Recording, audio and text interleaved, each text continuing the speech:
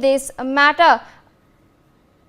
Meanwhile, Pawan Kalyan is speaking on the clashes that have taken place in Bangladesh after the arrest of a Hindu priest. Let's listen in.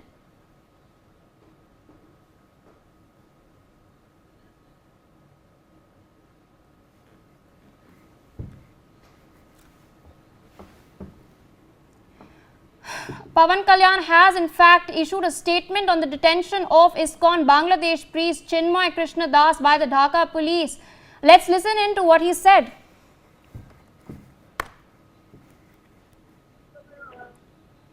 Very painful to see what's happening out there, and we are being. If anything happens in Palestine,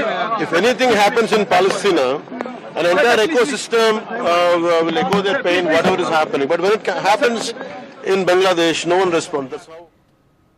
Alright there, viewers, we've of course heard what Pawan Kalyan has had to say. He stated that it's very painful to see what is happening out there, and if anything happens in Palestine, the entire ecosystem will echo their pain, but when it happens in Bangladesh, no one responds. We've of course seen how the world has turned a blind eye to the plight of Hindus in Bangladesh. There have been a spate of attacks against Hindus in the country, so much so that the Bangladeshi army had also targeted Hindus just earlier this month itself. There were sedition cases that were slapped against 19 Hindu leaders in Bangladesh late last month, and now one of those leaders, Chinmoy Das, one of the ISKCON priests, he is now being arrested. Of course, there have been clashes that have been raging in Bangladesh ever since then, but the Muhammad Yunus government has doubled down. It has defended its decision to arrest Chinmoy Das. However,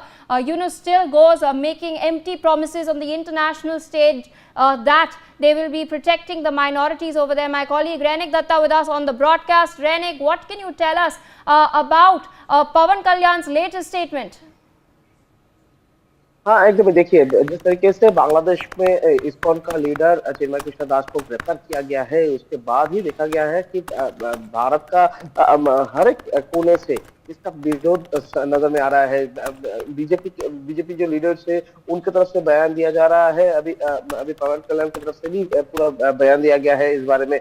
यानी आप देख सकते हैं कि चिन्मय कृष्ण दास जब गिरफ्तार हुआ था, उसके बाद से लगातार भारत का जो लीडर्स है, जो बीजेपी का लीडर्स है, उनकी तरफ से भी बार बार से बोला जा रहा था कि इसके पहले भी मोहम्मद यूनुस की सरकार जब आए थे इंटरिम गवर्नमेंट के टाइम पीरियड में, जिस तरीके से हिंदुओं के ऊपर हमले का घटना घटा है, और इसके साथ साथ ही जिस तरीके से हिंदू जो लीडर्स है उनको टारगेट किया जा रहा है, उसको लेकर ही बार बार से सवाल अभी बीजेपी की तरफ से उठाया जा रहा है। जो सेंट्रल लीडर्स है भारत का, उनकी तरफ से भी उठाया जा रहा है। और इसी के नतीजे में अगर देखें तो बीजेपी की तरफ से बार बार से कहा जा रहा था कि बांग्लादेश ये जो सरकार है, ये सरकार की तरफ से जो माइनॉरिटीज है उनको सेफ गार्ड करने का कोई कोशिश नहीं किया जा रहा है। और इसके साथ साथ ही ये भी एलिगेशन रखा जा रहा है कि बांग्लादेश सरकार की तरफ से जो माइनॉरिटी कम्युनिटी है, उनका जो लीडर्स है उनको टारगेट किया जा रहा है, और माइनॉरिटी कम्युनिटी को टारगेट किया जा रहा है। और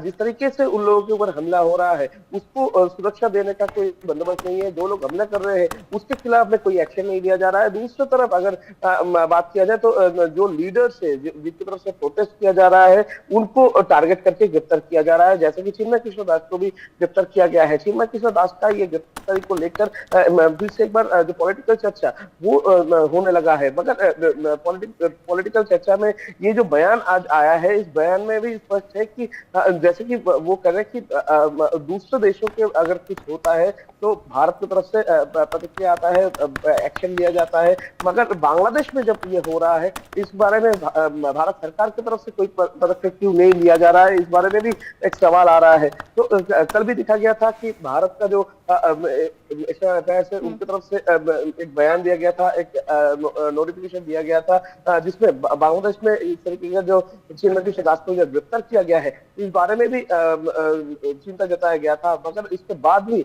बांग्लादेश का ये जो हालत है, हिंदुओं का या माइनॉरिटी सेल्स का जो हालत है, इस बारे में भारत सरकार की तरफ से कोई कड़ी स्टेप क्यों नहीं दिए जा रहा है, इस बारे में भी अभी सवाल आ रहा है। All right, Renik, with that I would like to thank you for joining us on the broadcast, sharing all